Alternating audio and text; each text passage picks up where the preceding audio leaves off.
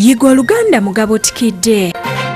Olwaleero tugenda kutunuulira erinnya lya Kabaka lye bayita Magulu Nyondo. Magulu Ennyondo mugimanyi. Era waliwo n'erinnya oba waliwo n'enjogera egamba nti Kabaka Nnyondo ekussa buzito. Ennyondo yeekomerera omusumaali kagubeere gutya era yeegujja mu muti. Ennyondo ebe kitegeeza maanyi. Kale nno erinnya lino okuddawo katono emabega lyatandikirawo Kabaka Ssuuna Ssemunywa Kyetutumula. Kabaka ono ayogerwako nti yalina entumbwe ennene nnyo era babanga bamwogerako nga Kabaka waffe alina entumbwe. Amagulu ge Nnyondo yennyini nene ligenda nga likula okutegeeza nti wamaanyi ng'Ennyondo.